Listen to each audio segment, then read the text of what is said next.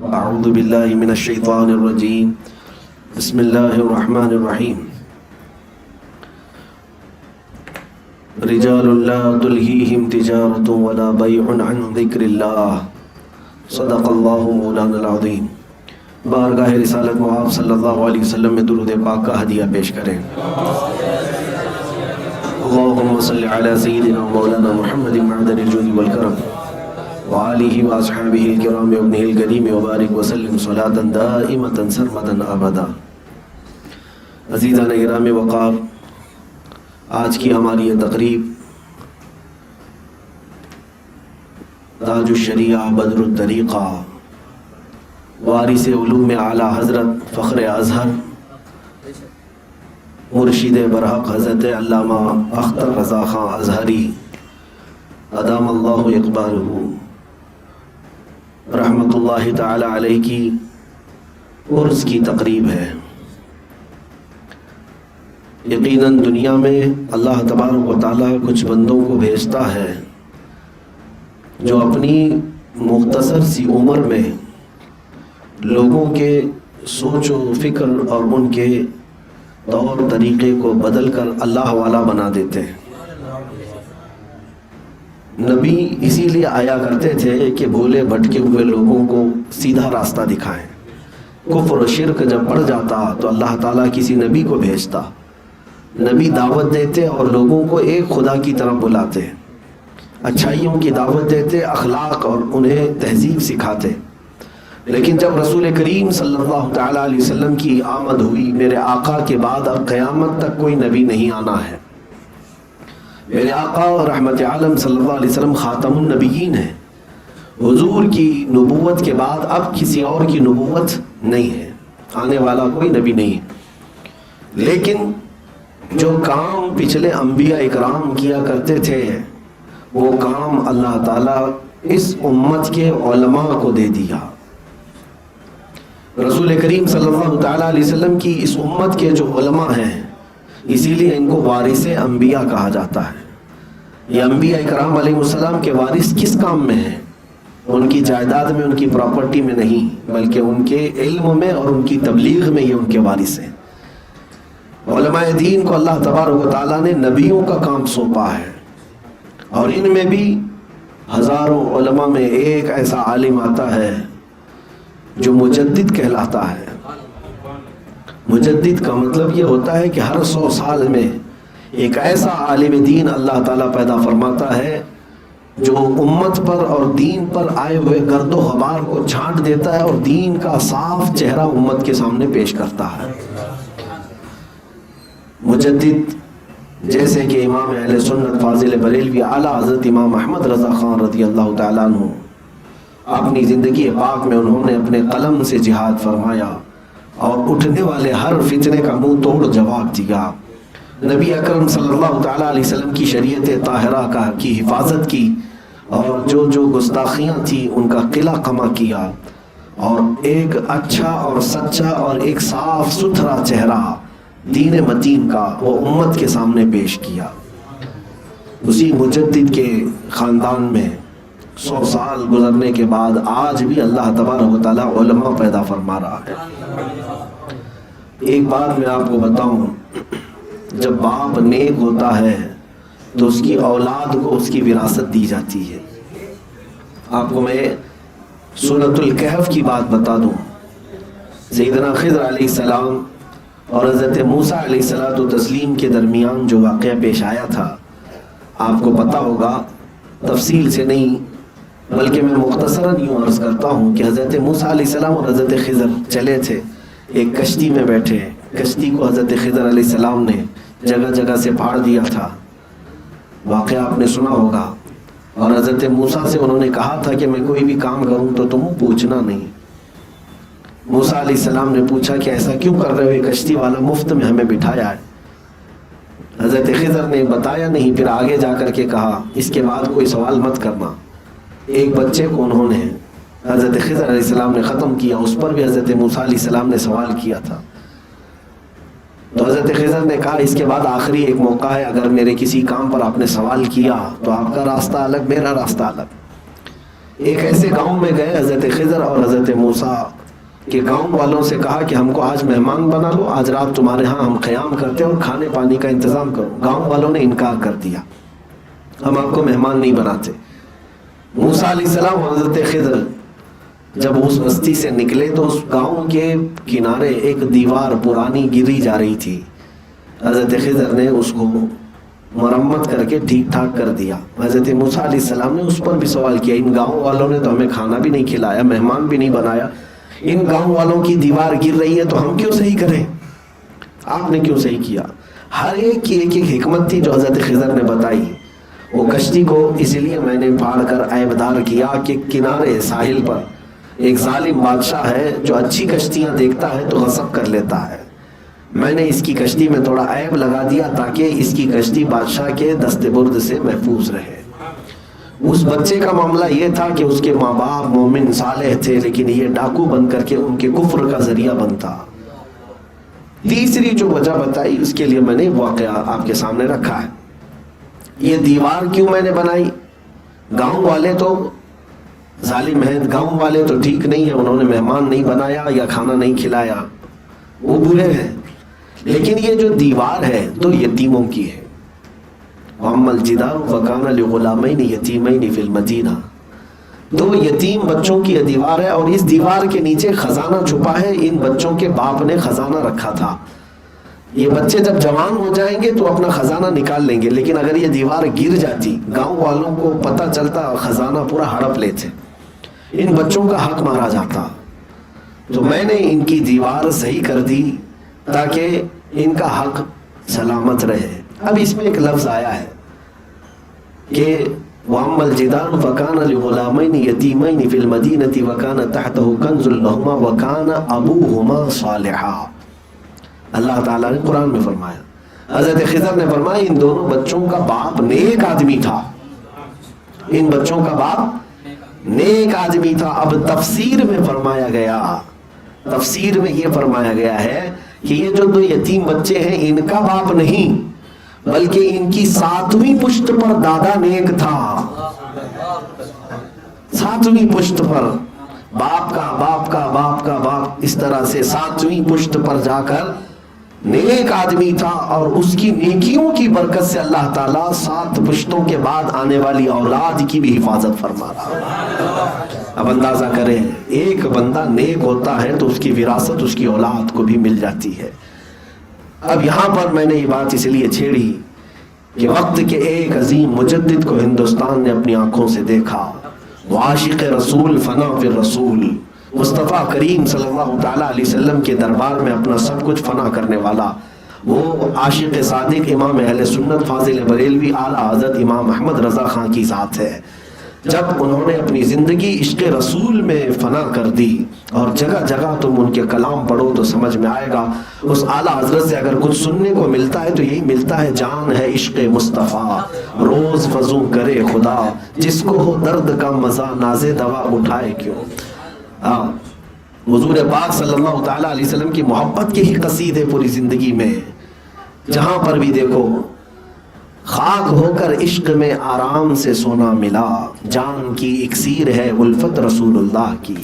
اور اپنے متعلق اعلیٰ حضرت نے جو یہ کہا ہے، جان و دل ہوش و خرد سب تو مدینے پہنچے، جان و دل ہوش و خرد سب تو مدینے پہنچے، تم نہیں چلتے رضا سارا تو سامان گیا، انہیں جانا انہیں مانا نہ رکھا غیر سے کام، للہ الحمد میں دنیا سے مسلمان گیا۔ تو یہ اس اعلیٰ حضرت کے خاندان میں اللہ رب العزت کا یہ انعام تو دیکھیں، اللہ اکبر، رب تبارک و تعالیٰ نے اس عاشق رسول کے گھرانے کو ایسا ممتاز کیا، ایسا ممتاز کیا کہ ایسے گھرانے ڈھونڈنے سے بھی جلدی ملتے نہیں ہیں، کہ جن کے باپ بھی ولی کامل ہوں۔ اعلیٰ حضرت کے والد علامہ نقی علی خان رحمۃ اللہ تعالیٰ وقت کے عبقری عالم دین، اعلیٰ حضرت جس کی تعریف کریں، وہ کہتے ہیں اعلیٰ حضرت میں میرے باپ ہونے کی وجہ سے نہیں کہتا، بلکہ موجودہ دور میں اگر کوئی سب سے بڑا کوئی عالم نظر آتا ہے تو علامہ نقی علی خان ہے۔ فتویٰ نویسی اعلیٰ حضرت نے اپنے باپ سے سیکھی، اپنے والد سے سیکھی، دادا بھی عالم، بھائی بھی عالم، اور یہ سب جب علم کا گھرانہ بنا تو اللہ نے اعلیٰ حضرت کو 2 بیٹے عطا کیے انعام میں. عشق رسول کی برکت ہے. اور 2 بیٹے پیدا ہوئے. بڑوں کے بیٹے کیسے ہوتے ہیں یہ ضروری نہیں ہے, ناز و نعم میں پلے ہوئے بچے ہوتے ہیں, لیکن اعلیٰ حضرت کے 2 بیٹوں کی اگر تاریخ اٹھا کر کے دیکھو تو تمہیں جواب نہیں ملے گا دونوں کا. ایک بڑے بیٹے علامہ حامد رضا خان حجت الاسلام بنے, اور دوسرے چھوٹے بیٹے مفتی اعظم ہند مصطفیٰ رضا خان بنے. دونوں اپنے وقت کے ستارے ہیں, اور ایسے چمکے پوری دنیا میں کہ ان کے بیٹوں کا کوئی جواب نہیں تھا. اعلیٰ حضرت رضی اللہ تعالیٰ عنہ کو اللہ تعالیٰ نے کتنے انعامات سے نوازا. یہ عشق رسول کی برکت تھی, عشق رسول کی برکت تھی. اپنا سب کچھ رسول پاک کی بارگاہ میں لٹا دیا. مولا کریم نے ان کو گھر بار ساری چیزیں عشق کی بدولت ایسی عطا کی کہ آپ حجت الاسلام کے علم کو اگر دیکھیں گے, اللہ اکبر, ان کے علم کا مقابلہ کرنے والا اس زمانے میں کوئی نہیں تھا, کوئی نہیں تھا. ایک بار ایک مناظرے میں حجت الاسلام کو جانا ہوا تو ایک بدعقیدہ کے ساتھ ان کا مناظرہ تھا, اور اس بدعقیدے کو اس بات پر غرور تھا کہ اس کو عربی بہت آتی ہے.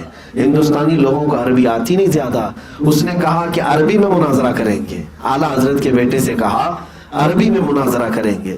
تو امام حضرت حجت الاسلام نے شرط قبول کر لی. کہا عربی میں آپ کی طرف سے ایک شرط, میری شرط یہ ہے کہ عربی میں ہوگا اور نظم میں ہوگا. نظم میں, ایسے نہیں بولنے میں, بلکہ جو بھی کہیں گے اشعار میں کہیں گے, اور وہ بھی اشعار پر قید یہ لگائی بغیر نقطے والے حروف کے اشعار میں ہوگا. جو نظم ہم پیش کریں گے, جو اشعار ہم پیش کریں گے, اس میں ایک حرف بھی نقطے والا نہیں آئے گا. اللہ اکبر, میں سن کر کے حیرت میں ہوں. ایک جملہ آپ بنا کر کے دکھاؤ بغیر نقطے والا. یہ بھی ایک فن ہے. کچھ علماء جنہوں نے حضور کی پوری سیرت لکھی ہے بغیر نقطے کے, ہاں, لیکن ایک فن ہے. نعت میں یا اشعار میں اس طرح کے آنا, جیسے الف سے لے کر یا تک جو حروف ہیں 29 حروف, اس میں کچھ حروف نقطے والے ہیں اور کچھ حروف بغیر نقطے والے. جیسے آپ دیکھیں گے ہا پر نقطہ ہے, دال پر نقطہ ہے, را پر نقطہ ہے, سین پر ہے, صاد پر ہے, طا پر ہے, عین پر ہے, لام میم پر ہے, ہا پر ہے, نہیں ہے. یہ سب حروف جو میں نے گنایا, کاف پر نہیں ہے. یہ حروف ان پر نقطہ نہیں ہے. اب جو بھی جملہ بنانا ہے انہی حروف میں بنانا ہوگا, انہی حروف میں بنانا ہوگا.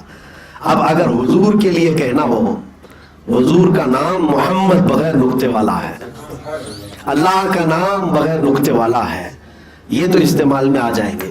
لیکن اگر دوسرے الفاظ میں آپ کو استعمال کرنا ہے تو بڑا مشکل ہو جاتا ہے معاملہ. میرے عزیزو, حجت الاسلام وہ تھے کہ جن کو اس بات پر بھی قدرت تھی, اللہ تعالیٰ نے یہ مہارت عطا کی تھی. اور دوسرے مفتی اعظم کا کیا کہنا, سرکار مفتی اعظم کے تقوی کا کوئی ثانی دکھتا نہیں. حضور تاج الشریعہ نے فرمایا ہے متقی بن کر دکھائے اس زمانے میں کوئی, ایک میرے مفتی اعظم کا تقوی چھوڑ کر. ان کا تقوی, ان کا علم, اللہ تبارک و تعالیٰ نے بے پناہ برکتیں عطا فرمائی تھی آپ کو. یہ دونوں شہزادوں کا حال ہے. اب توجہ چاہتا ہوں, اعلیٰ حضرت عاشق رسول, فنا فی الرسول, اور بڑا بیٹا حجت الاسلام, چھوٹا بیٹا مفتی اعظم. اب ان کے بعد اگر آگے ہم آتے ہیں تو حجت الاسلام کے بیٹے ابراہیم رضا خان, مفتی اعظم کی بیٹی, دونوں کا نکاح اعلیٰ حضرت کرواتے ہیں. دونوں کا نکاح اعلیٰ حضرت کرواتے, یعنی اپنے بڑے بیٹے حجت الاسلام کے بیٹے یعنی اعلیٰ حضرت نے اپنے پوتے کا نکاح اپنے پوتی کے ساتھ, دوسرے بیٹے کی بیٹی کے ساتھ نکاح کروایا.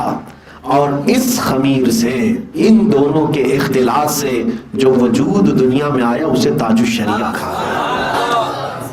اب آپ اندازہ کر سکتے ہیں, جس کے باپ کی طرف سے بھی اعلیٰ حضرت ہو اور ماں کی طرف سے بھی اعلیٰ حضرت ہو, فیض ہی فیض پا رہا ہو, حجت الاسلام کا بھی فیض آیا ہو, مفتی اعظم کا بھی فیض آیا ہو, اور ان دونوں کے بعد اگر سرپرستی ملی ہو تو اعلیٰ حضرت سے ملی ہو.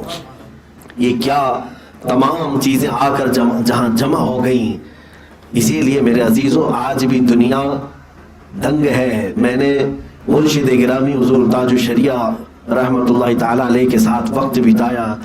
یہ بات نہیں ہے کہ ان کو صرف ہندوستانی پاکستانی لوگ چاہتے تھے, نہیں عرب کی دنیا میں بھی جب وہ گئے تو اپنے جلوے بھی کھیرتے رہے. ہاں کچھ لوگوں کو ایسا لگتا ہوگا کہ وہ بڑے خوبصورت تھے دیکھنے میں اس لیے لوگ ان کی طرف مائل ہوتے ہیں. ملک شام جا کر کے دیکھو خوبصورتی کی کمی نہیں ہے. عراق میں جا کر دیکھو سارے ایک سے ایک خوبصورت لوگ موجود ہیں. ترکی میں جا کر دیکھو ایک سے ایک خوبصورت موجود ہے. لیکن ملک شام جب دنیا کے حسین لوگ وہاں موجود ہیں, ارے وہاں پر عام لوگوں کو بھی اگر آپ دیکھیں گے تو وہ بہت خوبصورت نظر آئیں گے. لیکن جب ملک شام حضور تاج الشریعہ گئے تھے, اگر حسن کا ہی معاملہ ہوتا تو لوگ ایک دوسرے روزانہ وہاں گورے لوگ خوبصورت لوگ گھومتے رہتے دیکھتے رہتے ایک دوسرے کو. لیکن جب حضور تاج الشریعہ دمشق پہنچے تھے ملک شام, وہاں کے حالات ایسے تھے کہ عوام تو عوام ملک شام میں جو پچھلے 40 سال سے 50 سال سے بخاری شریف کا درس دے رہے ہیں وہ علماء ہیں. ان میں سے ایک بہت بڑے بزرگ عالم دین ہیں جن کی سند کے لیے دور دراز سے لوگ سفر کر کے آتے ہیں ملک شام میں. وہ بزرگ عالم دین جب حضور تاج الشریعہ تشریف لائے تو کھڑے ہوئے, اور اتنا ہی نہیں بلکہ حضرت کی جوتیاں صحیح کرنے کے لیے آگے ہوئے. وہ حضرت سے عمر میں بھی کافی بڑے تھے, وہ شہید ہو گئے. اب میں نے بھی ان کو دیکھا ہے. میرے عزیزوں, یہ علماء کی بات کر رہا ہوں وہاں کے. اور پھر مصر کی سرزمین پر یہ فقیر حاضر رہا حضور تاج الشریعہ کے ساتھ. جب حضرت مصر کے دورے پر آئے تھے الحمدللہ آپ کی خدمت میں شروع سے اخیر تک میں حاضر رہا. مجھے یہ شرف حاصل ہے انتظام سے لے کر خدمات تک. لیکن میں آپ کو بتاؤں, جب وہاں پر مصر میں کانفرنس رکھی گئی تھی, شروع میں تو ہمیں پرمیشن نہیں ملی تھی. جس ہال کو بک کیا گیا تھا تو ہال والوں نے تو یوں ہی دے دیا کہ کوئی ان کی عام تقریب ہوگی. لیکن دھیرے دھیرے وہاں کی پولیس اور سیکورٹی کو جب پتہ چلا کہ ان کے کوئی شیخ آ رہے ہیں جو ہندوستان کے بڑے ہیں, تو وہاں کی ایجنسیاں اس زمانے میں بڑی سخت تھیں اور حکومت اس وقت حسنی مبارک کی چلتی تھی. بڑا سخت معاملہ ہوتا تھا, جاسوسی کا بھی نظام بہت سخت تھا. تو ان لوگوں نے آخر تک پرمیشن نہیں دیا, اور آخر وہ دن آیا کہ جب ہم نے دعوت دے رکھی تھی سارے علماء کو. کچھ یہاں کے کیڑے مکوڑے بھی وہاں پر تھے. ان لوگوں نے کہا یہاں بڑے بڑے لوگ آتے ہیں, تم دعوت دے رہے ہو. مصر میں جو جامعہ ازہر میں پڑھانے والے اساتذہ ہیں, استاذ ہیں, وہ جلدی کسی کی کانفرنس میں جاتے نہیں. ان کے کام کاج اتنے ہوتے ہیں, کئی کتابیں ان کے نگرانی ترتیب پا رہی ہوتی ہیں, وہ جلسے جلوس والے لوگ ہوتے نہیں ہیں. ٹھیک ہے دعوت دے دیا تم نے, کوئی ایک دو استاد آ گئے تو ٹھیک ہے اچھی بات ہے. ازہر کے جامعہ ازہر کے ایک دو استاد کسی محفل میں آ گئے تو کامیابی کی ضمانت ہو جاتی ہے وہاں پر.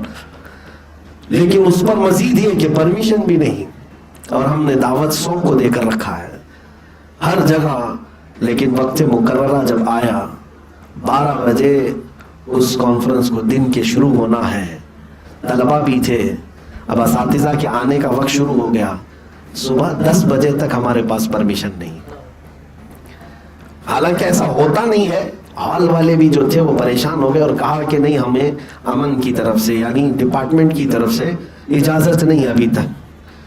اللہ سلامت رکھے. وہاں پر جو اس دن ڈیوٹی پر تھے ایک پولیس والے, وہ امن پولیس کو کہتے ہیں, وہاں پر بڑے عہدے پر تھا وہ بندہ. وہ مجھے بلایا اور کہا میں دیکھ رہا ہوں تم دوڑ رہے ہو بھاگ رہے ہو, تمہیں لیٹر تو نہیں ملنے والا ہے. ایک کام کرو, تمہارے شیخ آ رہے ہیں, آج میری ڈیوٹی ہے, میں اپنے ذمے پہ کراتا ہوں, میں کھڑا رہوں گا, جو ہوگا میں اپنے اوپر دیکھ لوں گا. بس میرا تو دل کر رہا تھا میں اب ہاتھ چوم لوں, اسی لیے کہ اتنی بڑی لاج رکھ لی. بعد میں میرے عزیزوں جب 12 بجے کے بعد آنا تھا تو حضرت ظہر پڑھ کر کے تشریف لائے.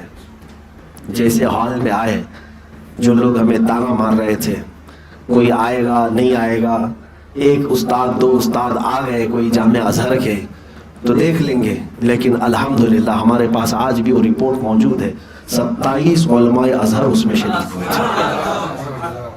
بڑے بڑے عالم جو اپنے کالج کے ڈین ہیں, ڈپارٹمنٹ کے ہیڈ ہیں, شیخ التفسیر ہیں, شیخ الحدیث ہیں, جو وہاں کے مفسر ہیں, محدث ہیں, محقق ہیں, مفتی ہیں, یہ سب اس میں شامل ہوئے تھے. سب آئے اور سبوں نے حضرت کا بیان بڑی توجہ کے ساتھ سنا. हुजूर ताजुल शरिया ने अरबी में वहाँ पर बयान किया था, मुख्तसर 15 मिनट। लेकिन जानते हैं जो तलबा आए थे अफ्रीका के, और अफ्रीका की जितने कंट्रीज़ हैं सब के कोई ना कोई तलबा वहाँ थे, मलेशिया के, इंडोनेशिया के, उसके अलावा अफ़गान के, अफ़गानिस्तान के, श्रीलंका के, इधर के तो थे ही, अरब में बहरीन के, इराक़ के, और कहाँ कहाँ के ये सब तलबा वहाँ पर जो जमा थे, करीब करीब 60-70 की तादाद में ये बाहर गैर मुल्की तलबा थे। और जब हज़रत वहाँ से निकलने लगे तो मेरे अजीज़ों, वो लोग इल्म के माहौल में रहने वाले लोग हैं। आप अगर उमड़ पड़ते हैं पीरों पर तो समझ में आता है कि हिंदुस्तान में जहालत है, किसी के भी पीछे लोग पड़ जाते हैं। लेकिन वो लोग जो वहाँ पर कोई PhD कर रहा हो, कोई मैजिस्टर कर रहा हो, जो तहकीक के तलबा है और असातिज़ा हैं, हजरत जब उतर कर जाने लगे तो जैसे यहाँ पर टूट पड़ते, इससे ज़्यादा वो अरबी लोग हजरत पर टूट पड़े हुए थे, कोई इधर से कोई उधर से। और उनका सिर्फ और सिर्फ इतना ही मुतालबा था कि आप अपनी सनद हदीस हमें अता फरमा दें, आपसे जो सनद हुजूर तक पहुंचती है वो हमें अता कर दें। हजरत वहाँ पर मजमे में हर एक का सवाल सुनते रहे। आखिर में मुझे खुद हजरत ने बुला करके कहा, सनदें मंगवाओ। और जितने लोगों ने कहा है, हजरत ने मुझे वकील बनाया था, तकरीबन 26 सनदें मैंने हजरत की वहाँ पर उलमा को तकसीम किया था। जो पढ़ाने वाले लोग हैं वो हजरत से सनद लेने पर फख्र करते थे। ये है मेरे ताजुल शरिया की अज़मत, जिसने अरब में, अजम में नहीं बल्कि अरब में भी अपना लोहा मनवाया। और अगर ये अज़मत और ये इनाम अगर किसी को मिलता है तो वो सिर्फ चेहरे से और कपड़े से नहीं मिलता, ये तक़वे से मिलता है और इश्क़ रसूल की बुनियाद पर मिलता है। हाँ मेरे अजीज़ों, ताजुल शरिया रहमतुल्लाह ताला अलैह का मसला ये नहीं था कि बड़े बाप के बेटे थे इसलिए मशहूर हो गए, नहीं, बड़े बाप के बेटे होते होते बड़े काम वाले भी थे, बड़े अमल वाले भी थे, बड़े अमल वाले भी थे। आपने ज़िंदगी पाक में जो तक़वा इख्तियार किया, आंखों देखा हाल, लोग आज भी उनके मुरीदीन, उनके खुद्दाम, उनके खुलफा आज भी मौजूद हैं। एक जुमला में अगर कहूँ तो आप सबको समझ में आ जाएगी, जो वो बाहर थे वही अंदर भी थे। बस इस बात को समझ ले, जैसा उनका जाहिर था वैसा ही उनका बातिन भी था। वो तन्हाई में उसी तरह रहते जैसे मजमे में हुआ करते। अल्लाह तबारक व तआला ने उनको जिस घराने में पैदा किया, उस घराने की उन्होंने लाज रखी थी, बल्कि आला हज़रत के खानवादे को और मजीद चमका दिया अपने तक़वे से और अपने इल्म की बरकत से। आपको पता है, आप जाहिर सी बात है, मैं खुद महसूस करता हूँ कि जब दीन की तबलीग में हम निकल पड़ते हैं तो वक्त की तंगी ऐसी होती है। आज आपके सामने मैं कितने दिनों के बाद हाजिर आता हूँ। अपने मोहल्ले में वक्त देना मुश्किल हो जाता है, जब हर जगह दौरे हो रहे हों, जलसे हो रहे हों, लोग हर जगह से दावत दे रहे हों। मैं बहुत अदना आदमी हूँ, छोटा आदमी हूँ, मेरी कोई हैसियत नहीं, मेरी कोई हैसियत नहीं, लेकिन मैं महसूस कर रहा हूँ मुसलसल सफ़र की वजह से आज ऐसी तंगी वक्त दामनगीर होती है कि घर में भी ज़्यादा वक्त नहीं दे पाते, अपने मोहल्ले में भी नहीं दे पाते, अपने शागिर्दों को वक्त नहीं दे पाते। ये किल्लत तंगी वक्त की हमेशा सताती रहती है। लेकिन हुजूर ताजुल शरिया का मकाम कहाँ, जिनको हर एक दीवाना चाहता था कि हमारे इधर आए, कौन नहीं चाहता, कौन नहीं चाहता। और वो अपनी उम्र के 70वें साल पर भी ऐसे मुसलसल सफ़र करते थे, ऐसे मुसलसल सफ़र कि मैं समझता हूँ कि 25 साल का जवान भी वो सफ़र नहीं कर सकता, वो सख्तियाँ बर्दाश्त नहीं कर सकता। मेरी हालत आज, मैं बंगाल, उड़ीसा और बिहार जा कर के आ जाऊँ तो हर जगह से आवाज़ आने लगती है जिस्म से। 12-12 घंटे बैठ कर के सफ़र करना, मेरे अजीज़ों, आज का सफ़र फिर भी बहुत आसान है, प्लेन में जाना है, कारों में बैठना है, लेकिन ये सफ़र भी हमारे जिस्मों को थका देता है। और हुज़ूर ताजुल शरिया रहमतुल्लाह ताला अलैह अपनी जवानी में जो सफ़र किए हैं वो इतनी कुशादा गाड़ियाँ या इतनी सहूलियात नहीं थी। मैं आपको बताऊं, उत्तर प्रदेश में इलाहाबाद में अभी चंद दिनों पहले, 2 महीने कबल सफ़र पर था। एक प्रोग्राम में, एक जलसे में शिरकत हुई और वहाँ से फिर मैं बांदा जा रहा था। रास्ते में जिस गाड़ी में हम जा रहे थे बड़ा तंग रास्ता था, छोटा रोड था, گاڑی چلتی رہی دوپہر سے جو نکلے، مغرب کا جب وقت آیا، عصر ایک جگہ پڑھ لیا، مغرب کی نماز کے لیے ہم مسجد ڈھونڈ رہے تھے۔ اب ایک چھوٹا سا گاؤں اور ایک چوراہا آیا، تو وہاں ہم اپنے میپ کے ذریعے سے بھی ڈھونڈ رہے تھے کہ کوئی مسجد نظر آ جائے، تو کوئی مسجد دکھ تو رہی تھی لیکن راستہ مل نہیں رہا تھا۔ چوراہے پر ہم چلتے جا رہے تھے تو ایک شخص ایسی نظر آیا، ہم نے اس کو پوچھا کہ یہاں کوئی مسجد ہے؟ تو اتفاق سے وہ مسلمان تھا، وہ پہچان لیا، کہا ہاں ہے، آئیے۔ جب ہم آگے بڑھے تو ایک اور بندہ ملا، ایک اور لڑکا، وہ ابھی مغرب کی نماز پڑھ کر کے وہ باہر آ ہی رہے تھے۔ وہ ہمیں دیکھتے ہی انہوں نے پہچان لیا، کہا مفتی صاحب آپ ادھر آئے ہیں، ہم بڑے دنوں سے انتظار میں تھے ملاقات کے لیے، بڑے خوش ہوئے اور کہا کہ چلے نماز کے لیے۔ چھوٹی چھوٹی گلیوں میں سے اندر لے کر گاؤں میں چلے گئے، مسجد میں مغرب کی نماز کے لیے جب میں گیا، مغرب ہو کر کے پونا گھنٹہ ہو چکا تھا، لیکن ابھی وہ لوگ نماز نہیں پڑھے تھے، اہتمام نہیں نمازوں کا۔ جب کوئی آ گیا تو نماز پڑھ لیں گے، نہیں تو نہیں۔ اب ہم پہنچے تو جماعت سے ہم نے نماز پڑھائی۔ نماز پڑھنے کے بعد آس پاس کے سب لوگوں میں اس نوجوان لڑکے نے اعلان کر دیا، بتا دیا کہ فلاں مفتی صاحب آئے ہیں، سب لوگ جمع ہو گئے، بھیڑ ہو گئی۔ اس کے بعد جب نکلنے لگے تو بہت ضد کر کے اس نوجوان نے کہا کہ حضور آپ میرے گھر چلیں۔ اب وہ گھر کہاں تھا؟ جھاڑیوں کے اندر، نیچے پورا کیچڑ تھا، پانی بھرا ہوا تھا، اور ہم کپڑے پہنے ہوئے، رات کا اندھیرا ہے۔ کپڑے اٹھا کر کے پتھروں پر پیر رکھتے رکھتے گئے، اور آخر میں جانے کے بعد ایک چھوٹا سا ان کا گھر تھا، اس گھر میں اندر گئے۔ گرمی بھی بڑی شدت کی تھی، ایک کھاٹ جو ہوتی اس کھاٹ پہ وہ لوگ بٹھائے اور جو بھی چائے پانی پیش کیے۔ یہ میں اس لیے نہیں عرض کر رہا کہ میرے سفر کی کوئی سختیاں ہیں۔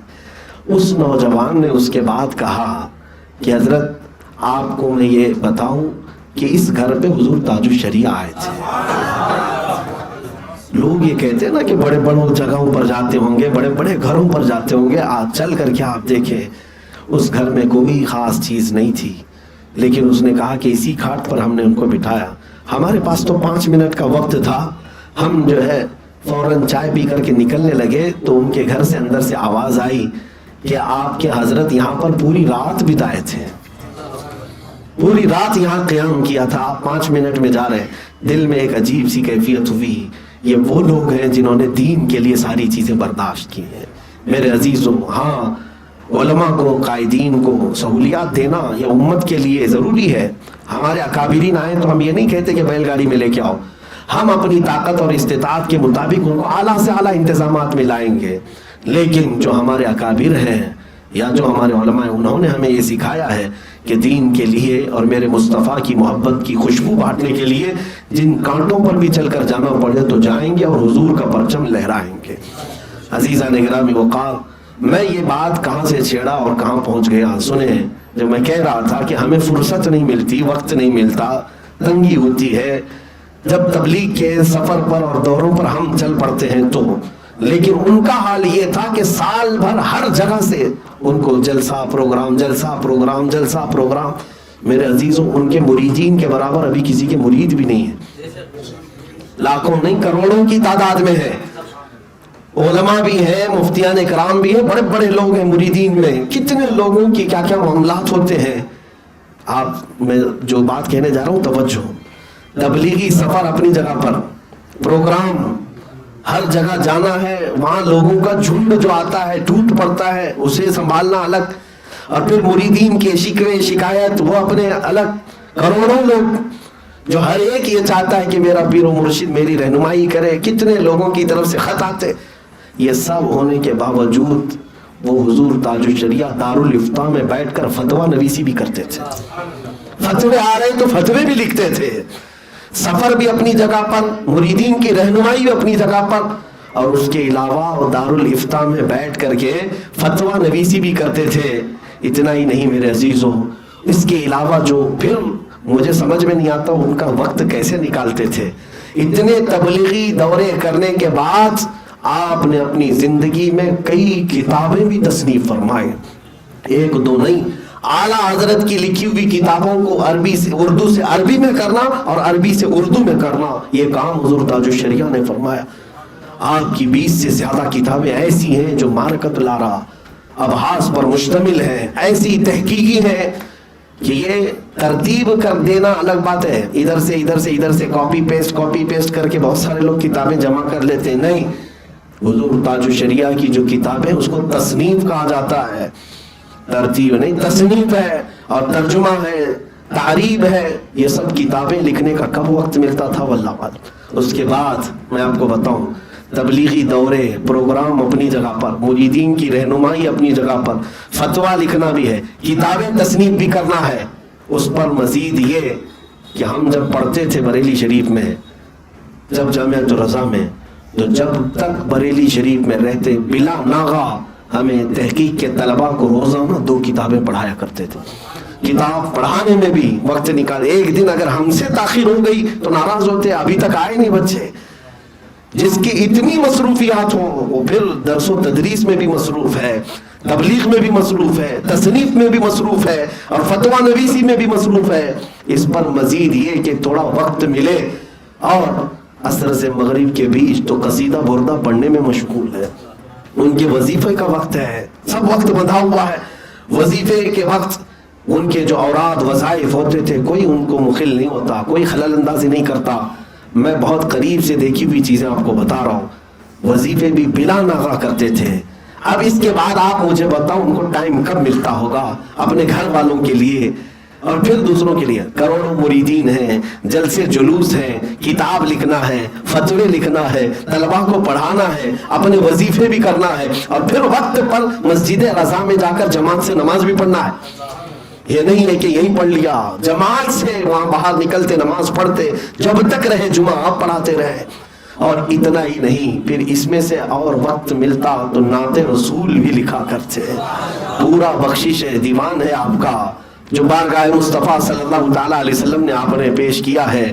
وہ نعتیں بھی ایسی ہیں کہ اس میں اعلیٰ حضرت کا رنگ صاف نظر آتا ہے، مفتی اعظم اور حجت الاسلام کی تربیت نعت گوئی میں صاف نظر آتی ہے۔ وہ نعتیں کب لکھتے تھے، وظیفے کب پڑھتے تھے؟ اس پر بھی میں مزید ایک تعجب کی بات آپ کو بتاؤں، اس پر بھی یہ وہ لوگ ہیں جن کے بارے میں قرآن کہتا ہے رجال لا تلہیہم تجارت ولا بیع عن ذکر اللہ۔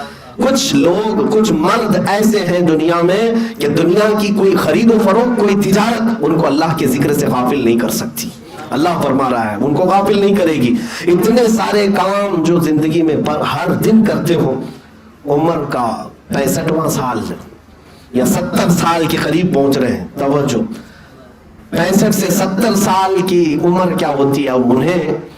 وہ جو اپنی 25 سالہ عمر سے میدان میں اتر چکے ہیں، ہزاروں لاکھوں کروڑوں لوگ انہیں دبا کر کیسا بنا چکے، لیکن 65 اور 70 سال کے درمیان جب پہنچے تو جانتے ہیں، سب سے بڑے تعجب کی بات میں آپ کو بتا رہا ہوں، اتنی مصروفیات جس کے پاس ہیں، ہم تو خاک آدمی ہیں، ہمارے پاس کون سی مصروفیات، لیکن اتنی مصروفیات ہونے کے باوجود 65 سال کے بعد حضور تاج الشریعہ حفظ قرآن بھی کرنا شروع کیا۔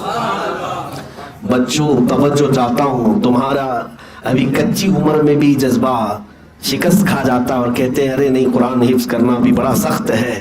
وہ 70 سال کی عمر میں روزانہ قرآن یاد کرتے تھے اور سناتے بھی تھے، اور کس وقت؟ جب ان کی آنکھیں جا چکی تھیں، آنکھوں کی بینائی ختم ہوئی، اس وقت وہ قرآن حفظ کر رہے تھے۔ تقریباً 16 پارے تک میں جانتا ہوں کہ جب وہ قرآن روزانہ حفظ کرتے تھے اور سناتے تھے، روزانہ حفظ کرتے تھے اور سناتے تھے۔ علم حاصل کرنے کی کوئی عمر ہی نہیں میرے عزیزوں۔ یہ تو جو ہمیں سامنے نظر آتی تھی وہ مصروفیات ہیں، اور باقی جو باطن میں ان کی مصروفیات تھیں اللہ کے لیے اور رسول پاک کے لیے، وہ بیان سے زیادہ ہیں، بیان سے زیادہ ہے۔ اسی لیے دنیا یوں ہی عاشق نہیں ہے، بلکہ جب کوئی اپنے دل میں تقوی پیدا کرتا ہے اور عشق رسول پیدا کرتا ہے تو رب تعالیٰ پورے مخلوق کے دل اس کی طرف پھیر دیتا ہے۔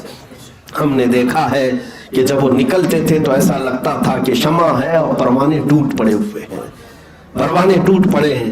اور یہ اسی بات کی ہے دلیل ہے میرے عزیزوں، جو اللہ کا ہو گیا ساری کائنات اس کی ہو جاتی ہے، جو رسول کا غلام ہو گیا ساری خدائی اللہ تعالیٰ اس کی طرف پھیر دیتا ہے، ساری چیزوں کو اللہ تبارک و تعالیٰ اس کی طرف پھیر دیتا ہے۔ آج حضور تاج الشریعہ رحمۃ اللہ تعالیٰ علیہ کے جانے کے بعد ایک عہد کا خاتمہ ہو گیا، ایک دور کا خاتمہ ہو گیا، بلکہ اب صرف تاریخ یہ بیان کی جائے گی، دور تاج الشریعہ، زمانہ تاج الشریعہ، وہ ایک زمانہ تھے اپنے آپ میں، وہ ایک دور تھے اپنے آپ میں۔ آپ جن لوگوں نے انہیں دیکھا ہے وہ اپنے دیکھنے پر زندگی پر فخر محسوس کریں گے، اپنے بچوں کو یہ چیز فخر کے ساتھ وہ بیان کر سکتے ہیں کہ ہم نے اپنے دور میں ایک عاشق صادق اور اللہ کے ولی کو دیکھا ہے۔ اس میں کوئی شک نہیں میرے عزیزوں۔ کرامتیں بیان کر کر کے لوگ اگر یہ سمجھتے ہیں کہ ولایت کے بہت اعلیٰ درجے پر ہم پہنچائیں، میں تو یہ کہتا ہوں کرامتیں بھی صادر ہوئی بہت ساری، لیکن بڑی کرامت سب سے یہ ہے کہ شریعت پر جو استقامت ہے، حضور پاک کی سنتوں کی پابندی ہے، یہ سب سے بڑی کرامت ہے۔ ہاں، پیروں میں تو بہت سارے ایسے پیر آ گئے ہیں جو میں پتہ بھی نہیں ہے، وہ تو دین سے بھی بھاگے ہوئے، شریعت سے بھی بھاگے ہوئے ہیں، اور لوگ یہ سمجھنے لگ جاتے ہیں کہ پیر ہونے کے بعد شریعت کو نہیں لینا ہے، وہ الگ راستہ، یہ الگ راستہ ہے۔ ہاں، ایسے پیروں کے لیے ہی تو میں بار بار کہتا بھی ہوں، اے میرے عزیزوں الرٹ رہو، یہ 2 نمبری لوگ ہیں، یہ ڈھکوسلا ہیں، یہ تمام دین کے قزاق ہیں، ڈاکو ہیں، جو اس لبادے میں آ کر کے لوٹ مار کرتے ہیں۔ اس بات کو دیکھنا، کوئی اگر ٹھوکر سے سکہ نکال کر کے دکھا دے تو اس کے پیچھے بھاگ مت جانا، کوئی اگر ہوا پر اڑ کر کے بھی دکھائے تو اس کے پیچھے پیچھے مت ہو جانا، اللہ والا ہے، یہ پہنچا ہوا ہے، صاف کر کے دکھائے، لیکن سب سے پہلی چیز یہ دیکھنا میرے نبی کی شریعت پر ہے یا نہیں۔ اگر حضور کے طریقے پر ہے تو پھر وہ اللہ تبارک و تعالیٰ کی طرف لے جانے والا ہے۔ یہ ہمارے لیے معیار ہے اور کسوٹی ہے۔ الحمدللہ ہمیں اس بات پر فخر ہے کہ سرکار حضور تاج الشریعہ رحمۃ اللہ تعالیٰ علیہ کی بارگاہ میں رہنے کا اور آپ سے پڑھنے کا شرف ملا ہے۔ اور آج میں آپ کے سامنے بھی یہ کہتا ہوں کہ جو کچھ بھی اللہ تبارک و تعالیٰ نے زبان میں قوت عطا کی یا آپ کے درمیان خدمت دین کا جذبہ ہے، میں سمجھتا ہوں کہ یہ فیض تاج الشریعہ ہے۔ ان کی تربیت یا ان کی محبت اور عنایت جو آج میرے پاس ہے، یہ میرے لیے سب سے بڑی سعادت ہے۔ اور میں ڈگریاں آج تک لوگوں کو نہیں بتاتا کہ میں حافظ ہوں، قاری ہوں، عالم ہوں، مفتی ہوں، فلاں ہوں، ڈکا ہوں، نہیں میرے عزیزوں، میں تو ایک عام سا آدمی ہوں۔ اگر کسی بات پر ہمیں اعزازی طور پر فخر میسر ہے اور سعادت حاصل ہے تو ہم یہ کہتے ہیں ہماری زندگی کے سب سے اہم دن وہ ہیں جن دنوں میں ہم حضور تاج الشریعہ کے قدموں میں رہا کرتے ہیں۔ یہ ہماری زندگی کے سنہرے دن ہیں، یہی ہماری زندگی کے اصل دن ہیں۔ اور قیامت کے دن مجھے امید ہے اللہ تبارک و تعالیٰ اگر ہماری بخشش فرمائے، میری بخشش فرمائے، تو اس نسبت کے ذریعے بخشش فرمائے گا۔ میں گندا نکما صحیح میرے عزیز بچوں، جو مجھ سے وابستہ ہیں، جو میرے قریبی ہیں، میرے شاگرد ہیں، یا جو مجھ سے منسلک ہیں، میں ان سب سے کہتا ہوں کہ ہو سکتا ہے میں گندا ہوں، میں برا ہوں، لیکن میرے مشائخ الحمدللہ ایسے ہی ہیں جیسے اعلیٰ حضرت نے فرمایا، کیسے آقاؤں کا بندہ ہوں رضا، بول بالے میری سرکاروں کے، بول بالے میری سرکاروں کے۔ ہم نے جس کے ہاتھ میں ہاتھ دیا ہے اس کا سلسلہ رسول پاک تک جو پہنچا، ہر اس سلسلے میں موجود ولی اپنے اپنے زمانے کا قطب رہا ہے، وہ قطب رہے ہیں، وہ ان مشائخ سے الحمدللہ ہم تک یہ فیض پہنچا ہے۔ میں آخر میں اسی شجرے پر اپنی بات کو ختم کرتا ہوں۔ رسول کریم صلی اللہ تعالیٰ علیہ وسلم کا فیض، حضور اکرم صلی اللہ تعالیٰ علیہ وسلم کا نور جو اپنے دامن میں جنہوں نے سمیٹا، وہ مولا کائنات حیدر کرار علی مرتضیٰ حضرت علی کرم اللہ وجہ الکریم سے یہ فیضان امام حسین شہید کربلا، شہید کربلا سے امام زین العابدین نے لیا، امام زین العابدین سے امام باقر نے وہ فیض اٹھایا، امام باقر سے وہ فیض امام جعفر نے اٹھایا، امام جعفر صادق سے وہ فیض امام موسیٰ کاظم نے اٹھایا، امام موسیٰ کاظم سے وہ فیض حضرت علی رضا، امام علی رضا نے اٹھایا، امام علی رضا سے وہ فیض سیدنا معروف کرخی نے اٹھایا، حضرت معروف کرخی سے وہ فیض حضرت سری سختی نے اٹھایا، حضرت سری سختی سے وہ فیض سیدنا جنید بغدادی نے اٹھایا، حضرت جنید بغدادی سے وہ فیض حضرت ابو بکر شبلی نے اٹھایا، حضرت ابو بکر شبلی سے وہ فیض حضرت ابو الفرح طرطوسی نے اٹھایا، عبد الواحد تمیمی نے اٹھایا، اور وہ فیض ابو سعید حضرت ابو الحسن قرشی حکاری نے اٹھایا، اور وہ فیض پھر ابو سعید مبارک مخزومی نے اٹھایا، اور ان سے فیض سلطان الاولیاء سیدنا عبد القادر جیلانی نے اٹھایا، حضرت سیدنا عبد القادر جیلانی رضی اللہ تعالیٰ عنہ سے حضرت عبد الرزاق جیلانی رضی اللہ تعالیٰ عنہ نے اٹھایا۔ اس کے بعد یہ اولیاء کا سلسلہ آپ نے تو شجرہ میں پڑھا ہے نا، نصر ابی صالح کا صدقہ صالح و منصور رکھ دے حیات دی محیی جان فضا کے واسطے. یعنی حضرت نصر نے، ابو صالح نے، حضرت منصور نے یہ فیض اٹھایا، اور اس کے بعد حضرت محی الدین نے اٹھایا، اور اس کے بعد طور عرفان و علو و حمد و حسنہ و بہا، یہ چار بزرگ ہیں، حضرت احمد، حضرت بہاؤالدین، یہ تمام بزرگوں سے یہ فیض چلتا ہوا حضرت سیدنا ابراہیم ایرجی تک آیا.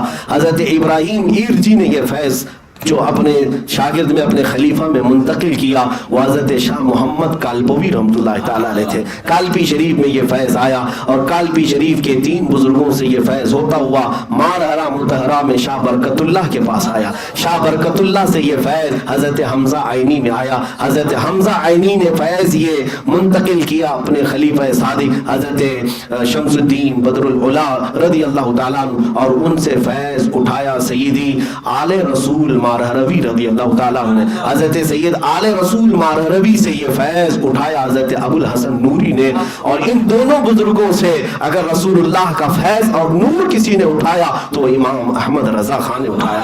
امام احمد رضا خان سے وہ فیض حجت الاسلام میں بھی آیا اور مفتی اعظم میں بھی آیا، اور وہی فیض مفتی اعظم نے حضور تاج الشریعہ کو عطا کیا، اور اس تاج الشریعہ کے ہاتھ پر الحمدللہ ہم فقیروں نے حاصل کیا. یہ فیض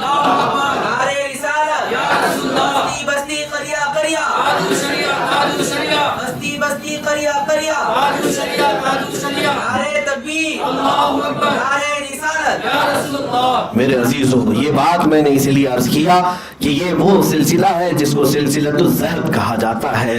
اس کی ہر کڑی سونے سے زیادہ قیمتی ہے. اس میں موجود ہر شے اپنے زمانے کے ولی کامل ہے. نبی پاک صلی اللہ تعالیٰ علیہ وسلم کی بارگاہ سے یہ فیض یہاں تک پہنچا ہے. اللہ کریم اس فیض سے ہمیں ہمیشہ وابستہ رکھے اور ان کی غلامی میں زندگی عطا فرمائے، اور عشق رسول کی دولت میں مولا جلائے، اور عشق رسول کے ساتھ ہمیں اللہ اٹھائے. قیامت کے دن مولا انہی بزرگوں کی جماعت میں رسول اللہ صلی اللہ علیہ وسلم کے جھنڈے تلے ہمارا حشر فرمائے. مولا کریم حضور تاج الشریعہ کی قبر پر رحمت و انوار کی ہزاروں رحمتیں بارش فرما. ان کی مرقد پر، ان کی تربت پر مولا تو کروڑوں رحمتیں نازل فرما. مولا میرے مرشد گرامی کو رسول کریم صلی اللہ تعالیٰ علیہ وسلم کا پڑوس بنا دے. حضور اکرم صلی اللہ علیہ وسلم اور ان کے صحابہ کی انجمن میں انہیں جگہ عطا فرما. اے کریم خدا رحم الرحیمین، ان کے قدموں کی برکت سے ہم اور یہاں حاضرین جو عرس تاج الشریعہ میں آئے ہیں، مولا سب کو عشق رسول کا جام عطا فرما دے. آج کے ان حالات میں عرس تاج الشریعہ میں مولا تیری بارگاہ میں ہم التجا کرتے ہیں، ان تمام گستاخان رسول کو ہلاک و برباد کر دے. مولا کان سنتے سنتے پک گئے ہیں تیرے نبی کے شان میں گستاخیاں، اسلام، قرآن اور تیری ذات کو جو گالیاں دی جاتی ہیں. مولا غیب سے تو کوئی ایسی چیز نازل کر کے ان سب کو خاکستر کر دے. اے رب ذوالجلال، اے کریم خدا رحم الراحمین، مولا اگر تو ہمارا امتحان لے رہا ہے، ہماری آزمائش ہے، تو مولا ہم توبہ کرتے ہیں اپنے تمام گناہوں سے. مولا تیرے امتحانوں کے ہم قابل نہیں، تیری آزمائش میں اترنے کے قابل نہیں. اے رب ذوالجلال، بے حساب ہم سب کو معاف کر دے، بے حساب ہم سب کو معاف کر دے. مولا بے حساب ہم سب کو معاف کر دے. اے کریم خدا، یہ نسبت قادری ہمیشہ ہمارے ساتھ قائم دائم فرما. یا رب العالمین، یا اکرم الاکرمین، قادری کر قادری رکھ، قادریوں میں اٹھا قدر عبد القادر قدرت نما کے واسطے. اے رب کریم احسن الخالقین، مولا اس محفل میں جتنے لوگ آئے ہیں اپنی ضرورتیں لے کر ان کی ضرورتیں پوری فرماتے. جو بیمار ہیں انہیں شفا دیتے ہیں. اے رب ذوالجلال، ہم میں سے جو مقروض ہیں ان کے قرضوں میں آسانیاں دیں، جو بے اولاد ہیں انہیں صاحب اولاد بنا دیں، جو ناحق مقدمے اور جیلوں میں ہیں مولا ان کی رہائی کی سبیل پیدا فرما، جو بے روزگار ہیں انہیں حلال روزیاں عطا کر. مولا ہم سب کو حرام سے محفوظ کر. اے کریم خدا، گناہوں کے مرض سے شفا دے دے، گناہوں کی بیماری سے شفا دے دے.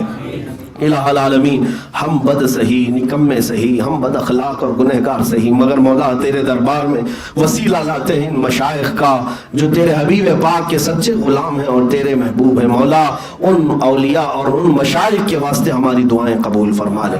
یا الہی رحم فرما مصطفیٰ کے واسطے، یا رسول اللہ کرم کیجئے خدا کے واسطے، مشکلیں حل کر شہ مشکل کشا کے واسطے، کربلائیں رد شہید کربلا کے واسطے، سید سجاد کے صدقے میں ساجد رکھ ہمیں، علم عقد باقر علم خدا کے واسطے، صدق صادق کا تصدق صادق الاسلام کر، بے غضب راضی و کاظم و رضا کے واسطے. غیر معروف و سری معروف دے بے خود سری جند حق میں گن جنے دے با صفا کے واسطے بہر شبلی شیر حق دنیا کے کتوں سے بچا ایک کارک عبد واحد بیریا کے واسطے بل فرح کا صدقہ کر غم کو فرح دے حسن و سعد بالحسن اور بو سعید سعدزا کے واسطے قادری کر قادری رکھ قادریوں میں اٹھا قادری کر قادری رکھ قادریوں میں اٹھا قدر عبد القادر قدرت نما کے واسطے احسن اللہ لہو رزقا سے دے رزق حسن بندہ رزاق تاج الاسفیاء کے واسطے نصر بھی صالح کا صدقہ صالح و منصور رکھ دے حیات دی معی جان فضا کے واسطے تور عرفان و علو و حمد و حسنہ و بہا دے علی موسیٰ حسن احمد بہا کے واسطے خانہ دل کو زیادہ روئے ایمان کو جمال شہزیاں مولا جمال الاولیاء کے واسطے بہر ابراہیم ہم پر نار غم گلزار کر بھیک دے داتا بھکاری بادشاہ کے واسطے خانہ دل کو زیادہ روئے ایمان کو جمال شہزیاں مولا جمال الاولیاء کے واسطے دے محمد کے لیے روزی کر احمد کے لیے خان فضل اللہ سے حصہ گدا کے واسطے دین و دنیا کی ہمیں برکات دے برکات سے عشق حق دے عشقی عشق انتما کے واسطے حب اہل بیت دے آل محمد کے لیے کر شہید عشق حمزہ پیشوا کے واسطے دل کو اچھا تن کو ستھرا جان کو پر نور کر اچھے پیارے شمس دین بدر العلا کے واسطے دو جہاں میں خادم آل رسول اللہ کر حضرت آل رسول مقتدہ کے واسطے نور جان و نور ایمان نور قبر و حشر دے بالحسین احمد نوری لقا کے واسطے کر عطا احمد رضا احمد مرسل ہمیں میرے مولا سیدی احمد رضا کے واسطے حامد محمود حماد احمد کر مجھے میرے آقا سیدی حامد رضا کے واسطے سائے جملہ مشائخ یا خدا ہم پر رہے رحم فرما آل رحمہ مصطفیٰ کے واسطے یا خدا اختر رضا کو چرخ پر اسلام کے رکھ درخشاں ہر گھڑی اپنی رضا کے واسطے صدقہ ان آیاں کا دے چھے عین عز و علم و عمل عفو عرفہ عافیت ہم سب گدا کے واسطے الى اشرف النبی الاکرم محمد المصطفیٰ صلی اللہ علیہ وسلم وآلہ واصحابہ واولیاء ملتہ وجميع المسلمين والمسلمات خاصة إلى أرواح مشايخ سلسلة القادرية رضوان الله عليهم أجمعين الفاتحة.